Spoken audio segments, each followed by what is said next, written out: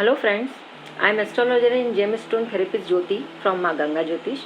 Friends, आज हम बात करेंगे नवग्रह पेंडेंट, रिंग या ब्रेसलेट आपको धारण करना चाहिए या नहीं करना चाहिए। जब हम किसी व्यक्ति से पूछते हैं कि आपने ये नवग्रह पेंडेंट किसी एस्ट्रोलॉजर को कंसल्ट करके पहना है, तो उनका जवाब ये होता है कि नहीं, हमने बिना किसी एस्ट्रोलॉजर को कंसल्ट करे ये जो है पेंडेंट पहना हुआ है। और हम पूछते हैं कि क्यों पहना है, तो उनका जवाब ये होता है कि हम अपने नवग्रहों को बलवान करना चाहते थे। जो रावण है वो इतने बड़े पंडित थे, इतने शास्त्रों के ज्ञाता थे, इतने शक्तिशाली थे, वो भी नहीं कंट्रोल कर पाए नवग्रहों के ऊपर, तो आप क्या चीज़ हैं जो आप नवग्रहों को बलवान कर लेंगे एक पेंडेंट पहनकर।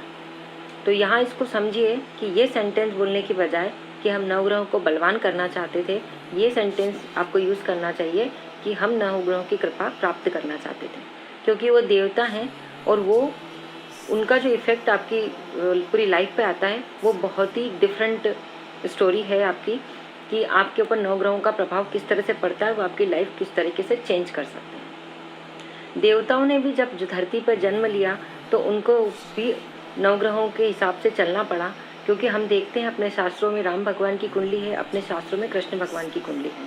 तो आज से ये प्रॉमिस करिए आप अपने आप से कि आप ये सेंटेंस ना बोलेंगे कि हमने नवग्रहों को बलवान करने के लिए रत्न धारण किया है, हमने उनकी कृपा प्राप्त करने के लिए धारण किया है।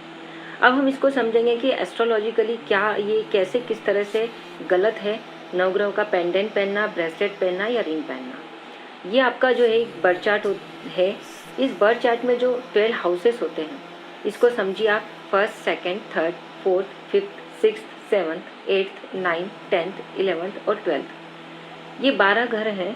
इसके ऊपर हमने बहुत सारे वीडियोस बनाए हैं। इनके क्या इफ़ेक्ट आपकी लाइफ में पड़ते हैं उनको जानने के लिए आप इन वीडियोस को देख सकते हैं, तो आप इस वीडियो को और ज़्यादा अच्छे से समझ पाएंगे। ये जो 12 हाउसेस हैं, इसके अंदर जो है ये आपके किसी न किसी बॉडी पार्ट को रिप्रेजेंट करते हैं। जैसे एग्जाम्पल के लिए जो ये पहला हाउस है, ये आपके इस फेस को और इस एरिया को रिप्रेजेंट करता है, और बाकी के जो 11 हाउसेस है वो आपकी बॉडी के बाकी पार्ट्स को रिप्रेजेंट करते हैं। जब आप एक नवग्रह पेंडेंट खरीदते हैं और उसको धारण करते हैं, तो आप यहाँ पर धारण करते हैं, इट मीन्स आप 1st हाउस में धारण कर रहे हैं, जिसको कि लग्न बोला जाता है। आप लग्न में नवग्रहों को धारण कर रहे हैं। उसी तरीके से आप जब यहाँ पर रत्न धारण करते हैं या अपने फिंगर्स पे रत्न धारण करते हैं, तो आपके किसी न किसी बॉडी पार्ट पे वो जाके कनेक्ट करता है, वो उसको उस पर असर डालता है। जिस तरीके से आप समझते हैं कि एक्यूप्रेशर से कहीं एक जगह पर आपको प्रेस करने से आपके पर्टिकुलर बॉडी पार्ट पे पॉजिटिव या नेगेटिव इफेक्ट्स आते हैं, उसी तरीके से आपका कोई भी फिंगर के अंदर रत्न धारण करने से वो पर्टिकुलर बॉडी पार्ट पे उसका इफेक्ट आने लगता है। अब यहाँ पर जब आपने नवग्रह का पेंडेंट यहाँ पर धारण कर लिया, लग्न में धारण कर लिया, 1st हाउस में धारण कर लिया, इसका मतलब आपने सभी के सभी नवग्रहों को एक हाउस के अंदर बिठा दिया।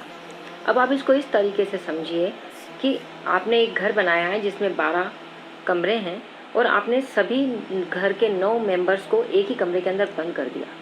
अब एक मेंबर की दूसरे मेंबर के साथ सपोज नहीं बनती है, और जो तीसरा मेंबर है वो उनका झगड़ा सुलझाने अगर जाता है, तो भले ही उसकी पहले मेंबर से बनती हो, दूसरे मेंबर से भी बनती हो, लेकिन उनका झगड़ा सुलझाने के चक्कर में उसका खुद का झगड़ा पहले वाले से भी हो जाता है और दूसरे वाले से भी हो जाता है। तो यहाँ पर जब आप सारे ग्रहों को एक ही जगह पर ला देते हैं, तो वो आप उस तरीके से करते हैं जैसे आप एक कमरे में फैमिली के सारे मेंबर्स को कैद कर देते हैं।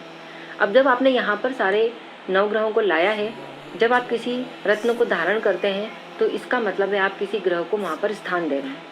तो यहाँ पर आपने नवग्रहों को आपके लग्न में, आपके गले में आपने स्थान दे दिया। अब यहाँ पर सूर्य के साथ केतु बैठे हैं, जो कि अच्छी युक्ति नहीं है। सूर्य के साथ राहु की युक्ति अच्छी नहीं होती है, चंद्र के साथ केतु की युक्ति अच्छी नहीं होती है, चंद्र के साथ राहु की युक्ति अच्छी नहीं होती है, मंगल के साथ केतु और मंगल के साथ राहु भी लाभ नहीं देते हैं, बुध के साथ केतु लाभ नहीं देते हैं, गुरु की बात करें गुरु राहु के साथ लाभ नहीं देते हैं, शनि की बात करें शनि सूर्य के साथ लाभ नहीं देते हैं। और जहाँ सूर्य बैठे हों वो इतने पावरफुल प्लेनेट हैं कि उनका सामना उनकी पत्नी भी नहीं कर पाई, तो ये बाकी सब ग्रह कैसे कर पाएंगे। तो जब सूर्य के साथ सारे ग्रह विराजमान होते हैं, तो सूर्य अपने पावर से सभी ग्रहों के पावर को कम कर देते हैं। तो यहाँ पर सूर्य की वजह से सारे ग्रहों का पावर भी कम हो रहा है, और यहाँ पर जो गलत युक्तियाँ बन रही है वो भी आपको डिस्टर्ब करेंगी। दूसरी बात यह है कि जो 1st हाउस होता है, लग्न हाउस होता है, वो आपका यहाँ हेड भी है। अब आपका जो है सारे ग्रहों को आपने यहाँ धारण कर लिया और आपके हेड पे जो है उन सारे ग्रहों का पावर आ गया। तो आप सोचिए कि 9 ग्रहों का पावर आपके हेड पे आ गया है, क्या आप उसको सहन कर पाएंगे? आपका पूरा दिमाग चलना बंद हो जाएगा और आपको कुछ समझ में नहीं आएगा कि आपको क्या करना चाहिए और क्या नहीं करना चाहिए। यहाँ पर सिर्फ एक प्लस पॉइंट है कि 9 ग्रहों का पेंडेंट जितने भी मार्केट में अवेलेबल हैं वो बहुत लो रेंज के रत्नों के बने हुए होते हैं या फिर वो उप रत्नों के बने हुए होते हैं, तो वो बहुत ज़्यादा ड्रास्टिक चेंज आपकी लाइफ में नहीं ला पाते हैं। 100 में से 98% जो होते हैं 9 ग्रह के पेंडेंट, ब्रेसलेट या रिंग्स वगैरह, वो बहुत लो रेंज के रत्नों की होती है और उनका साइज़ भी बहुत छोटा होता है। इस वजह से वो बहुत मेजर आपकी लाइफ में इफेक्ट नहीं डाल पाते हैं। पर आप उसको कंटिन्यूस पहनेंगे तो एक स्टेज लाइफ की ऐसी ज़रूर आएगी जब वो आपकी लाइफ में बहुत बड़ा मेजर प्रॉब्लम क्रिएट कर देंगे। तो जब भी आप कोई रत्न पहनते हैं किसी एस्ट्रोलॉजर को कंसल्ट करें, उसके बाद ही पहने। बिना पूछे आपको बिल्कुल भी रत्न नहीं पहनना है, भले वो कोई भी रत्न क्यों ना हो, भले ही वो आप जिस मोती को आप बहुत सिंपल समझते हैं कि वो आपका कुछ नहीं बिगाड़ सकता, उसको भी आपको बिना कंसल्ट करें नहीं पहनना है। और 9 ग्रहों की बात तो बहुत ही दूर की बात है। हमने आपको समझाने की कोशिश करी है एक एग्जाम्पल के साथ कि फैमिली के एक मेंबर को एक जगह कैद कर देंगे तो क्या इफेक्ट आएगा। आपने 11 जो रूम्स हैं बाकी वो क्यों बनाए? भगवान ने ये 12 जो हाउसेस बनाए हैं वो कुछ सोच समझ के बनाए होंगे। तो यहाँ पर अलग अलग प्लेनेट की अलग अलग उच्च स्थान होता है, अलग अलग प्लेनेट अलग अलग दूसरे प्लेनेट के साथ बहुत पॉजिटिव इफेक्ट देता है, कुछ प्लेनेट के साथ वो निगेटिव इफेक्ट भी देता है। तो यहाँ वो पूरा एनालिसिस करने के बाद कोई एस्ट्रोलॉजर आपको रत्न सजेस्ट करते हैं, आपको मार्केट से परचेस करके गले में, उंगलियों में या ब्रेसलेट के रूप में 9 ग्रहों को एक साथ किसी भी कीमत पर धारण नहीं करना है। और हम इस वीडियो के थ्रू उन लोगों से भी रिक्वेस्ट करना चाहते हैं जो इस बिज़नेस में हैं, जो 9 ग्रह पेंडेंट बनाते हैं, रिंग्स बनाते हैं या ब्रेसलेट्स बनाते हैं।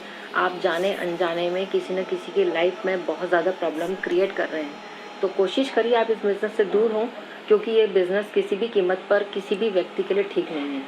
तो 9 ग्रह का पेंडेंट, रिंग या ब्रेसलेट आज के बाद आपको नहीं पहनना है।